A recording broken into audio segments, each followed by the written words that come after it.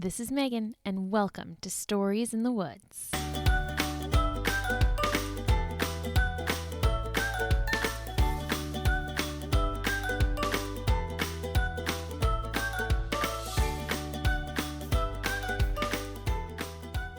Today's forest fact comes from Caden.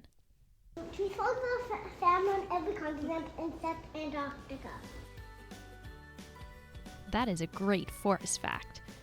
I guess Antarctica's pretty cold. Brr. Maybe a little too cold for tree frogs. I don't think I would want to live there either unless I had a warm coat like a polar bear and could have a nice warm cup of tea with me at all times. Hey, this does remind me of a story though. Want to hear it? Okay, all you humans and forest dwellers, here we go. The pond was buzzing with activity.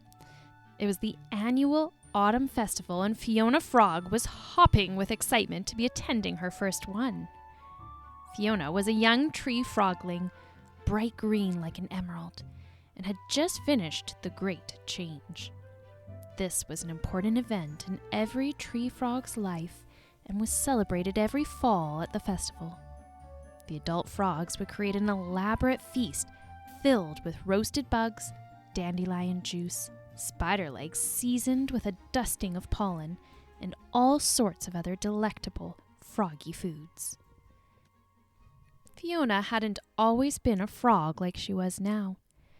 She stretched her long, nimble legs and admired them. When she had first come out of her small egg and felt the cool rush of water against her skin, she had had a tail. She had been one of hundreds of little tadpoles that had wriggled their way out from small, translucent eggs. They had twirled and collided in confusion until, slowly, they'd spread out through the pond. Fiona had darted around, filled with amazement and wonder at all the new sensations around her. She noticed another small tadpole who was sitting on the muddy bottom. She swam closer and called out a cheerful greeting. "Hello, I'm Fiona." The other tadpole did not respond. Fiona was close enough now to see the little tadpole was crying. "Oh no, what's the matter?" Fiona asked with concern. I'm stuck," the other tadpole sniffed. "Oh, that's terrible," Fiona cried. She looked around for help, but all the other tadpoles were too far away. The long stem of a lily pad was close by, and Fiona quickly swam over, and after some yanking, it came loose from the muck, and she was able to pull it over so it was close to the tearful tadpole. "Here," Fiona cried. "Grab hold of the end of this lily stem with your mouth, and I'll help pull. You wiggle your tail to help get yourself unstuck." The little tadpole nodded and managed to grab hold of the dangling green stem. Fiona counted, 1, 2, 3, go! Fiona clamped her mouth down on the stem and pulled with all her might while the little tadpole below her wiggled, kicking up a cloud of brown mud in the water around them. There was a loud the tadpole shot out of the mud and flipped and rolled right past Fiona. Fiona raced after her and finally caught up.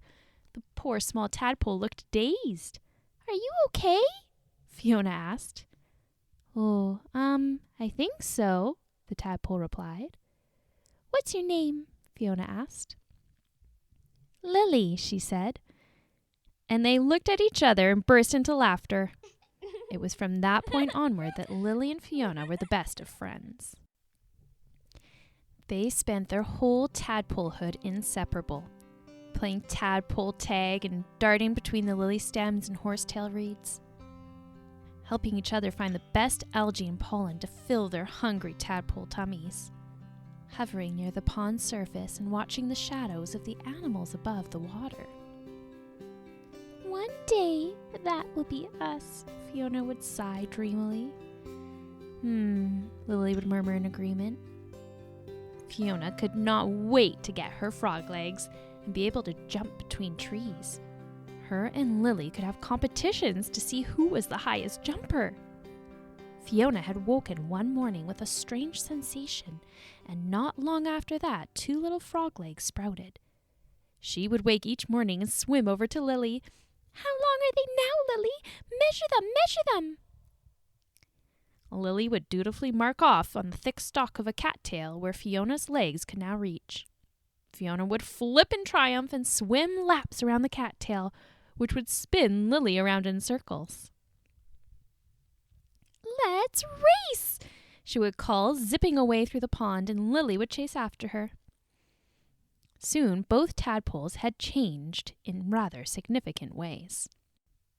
Front legs had come next, and their tails had begun to shrink, until one day Fiona and Lily could no longer breathe in the cool pond water and had to make their way to the shore.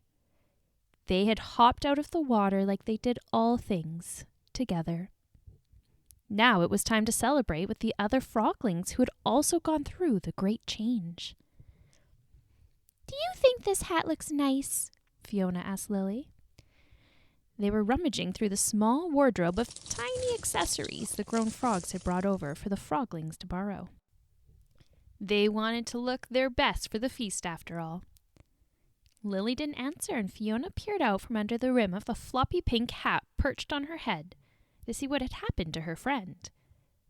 Lily had found a strange object tucked in with the tiny hat, scarves, and various patterned bows in the wardrobe. "What is that?" Fiona asked excitedly. Lily held it up, and it caught the light of the sun on its shiny golden metal surface. Fiona spotted one of the older adult frogs jumping by and leaped over to Lily. "Here, Lily, I'll ask Hubert. He knows tons about this kind of stuff."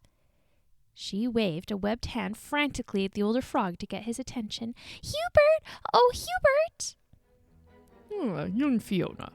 Why, what a dashing hat. You look very fashionable indeed." Hubert gestured to the hat that Fiona had forgotten to take off in her excitement about the mysterious object. "Oh, thanks. Lily and I are super duper excited for the festival, but we have a question." "And I will certainly try and give you an answer," Hubert replied with a warm smile. Fiona held up the strange object. "What is this?" Hubert took it gently from Fiona and turned it around. "What a delightful discovery!" He held up the narrow end to an eye and peered through the length of the golden tube. "Why, this belonged to one of our great ancestors, a famous explorer by the name of Amelia. She went on a grand adventure to visit every tree frog in the world. This was her telescope, something she used to see things in the distance. I imagine she might have used it to spot land while she cruised on her ship. I'd forgotten about Amelia." Hubert had gotten that faraway look grown-ups sometimes get when they're thinking on something from long ago. "Wow!" Fiona exclaimed. "She traveled the whole world? Lily and I will do that someday, won't we, Lily?" She glanced back, and Lily gave a smile and nod. Fiona hopped back with the telescope and passed it to her friend. "I bet Amelia went to every corner of the world," Fiona said dreamily, thinking about all the places her and Lily would visit together. "Not Antarctica," Lily piped up quietly. "Of course she did!" exclaimed Fiona. "She visited all the tree frogs, Lily. She would have had to go to Antarctica." "But Fiona," Lily tried to explain, "there are no—" Fiona grabbed the telescope from Lily again and leaped on to a nearby stump. "Where will we go, Lily? What will we see? We can visit our tree frog cousins in the south first. I would love to go somewhere warm in the winter instead of having to do boring hibernation." Fiona swung the telescope around and was enthralled at how large it could make tiny things in the distance. There was one of the hard-working ants trotting back to his anthill, and as she looked over in that tree, she could spot a thick caterpillar munching on one of the leaves. She swung it down and jumped into the air. Lily's scowling face was magnified on the other end. "Oh, Lily," Fiona giggled, "you scared me." Lily's arms were crossed and she was frowning in a very un-Lily-like way. May I have the telescope back now? She asked crossly. Flipping flies, Lily. Are you mad about something? Fiona wasn't sure what to make of her friend's reaction. They were having so much fun, and the festival was about to begin. Why would Lily be mad? Yes, Lily cried. I'm very mad. Well, the festival will make you feel better, Fiona insisted. Why don't you wear this hat? She plunked the big floppy hat on her friend's head and grabbed a flowy purple scarf. I'll wear this scarf and we can make plans for our grand adventure when we're full-grown frogs. Lily threw the hat on the ground and began to hop away from Fiona in a huff. Where are you going? Called Fiona. She was confused and now she was starting to get upset. I don't want to go to the festival and I don't want to go exploring, Lily cried, and she jumped off into the trees. Fiona watched her friend leave and felt a strange, uncomfortable feeling that she had never experienced before. She felt warm and her muscles were tight and there was a lump in her throat and tears started to fill her eyes. Fiona, who was always so sure and confident, realized she was feeling uncertain and filled with doubt for the first time in her little frogling life. It was not a good feeling and she wanted it to go away. But more than anything, she wanted to help her friend feel better. Had she done something to upset Lily?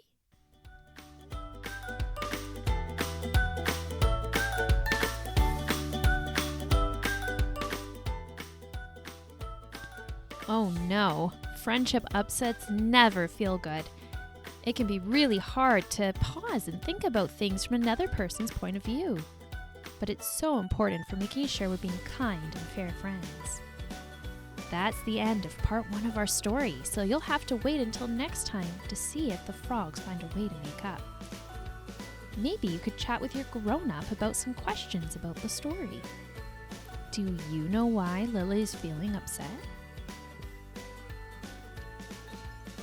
How do you think Fiona is feeling? How would you feel if you were Lily or Fiona in this situation? What would be your next steps? Can you think of a time where you had a misunderstanding with a friend? How did you solve the problem? Do you think friends need to like all the same things? Well, we are going to have to wait until next month when we'll hear things from a slightly different perspective, Lily's. Stories in the Woods are original stories by me, Megan Schmitz. Thank you to Caden for today's forest fact. If you would like to send me an interesting fact about a forest plant or animal, please email me at storiesinthewoodspodcast@gmail.com. That's storiesinthewoodspodcast@gmail.com. You can also find me at Littles in the Woods on Instagram or Facebook for nature play and tips for getting little explorers outside. Thanks for joining me. I can't wait to meet again for another story in the woods.